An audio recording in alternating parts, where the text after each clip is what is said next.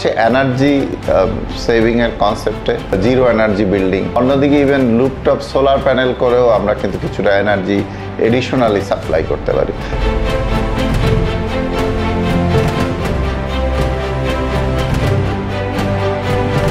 Green building design আসলে আমরা বিল্ডিংকে যতটা সবুজ সাথে মানে বসবাস, অনেকটা সবুজ নিয়ে আসা, এবং একটা হচ্ছে এনার্জি সেভিংয়ের কনসেপ্টে, সেটা হচ্ছে আমরা যদি জিরো এনার্জি বিল্ডিং, হ্যাঁ, সেটাকে বিল্ডিং নিজে যতটা কম মানে এনার্জি করতে পারে, এটা একটা অ্যাসপেক্ট। এই ধরনের কথা বলা হচ্ছে। আবার একটা হচ্ছে গ্রিন করা, রুফটপ করা, কার্বন ডাইঅক্সাইড অনেকটাকে ক্যাপচার করা, আপনার অ্যাস্থেটিক্যালিও ভালো, ড্রেনেজের জন্য অনেকটা ইন্টারসেপ্ট করা।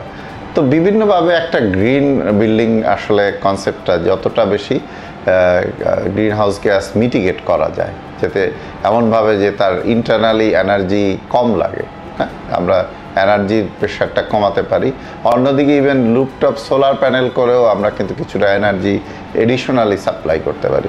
তো অনেকভাবেই একটা বিল্ডিংকে মানে অনেকটা যে গ্রিন হাউস গ্যাস নিঃসরণ সেটা কমানো যায়, ইকোসিস্টেম ফ্রেন্ডলি করা যায়, অ্যাডাপ্টেশনেও সেটা কাজ করে, ড্রেনেজের ক্ষেত্রেও সে ইন্টারসেপ্ট করে, এবং যদি আমরা রেইন ওয়াটার হারভেস্টিং বলি, কিছুটা পানি কিন্তু মাটির নিচেও কিন্তু দেওয়া যায়। আরও অনেক স্ট্রাকচার আমরা চিন্তা করতে পারি যেগুলিকে আসলে ক্লাইমেট রেজিলিয়েন্ট এবং নেচার বেস সলিউশনের সাথে কাজ করা দরকার একসাথে।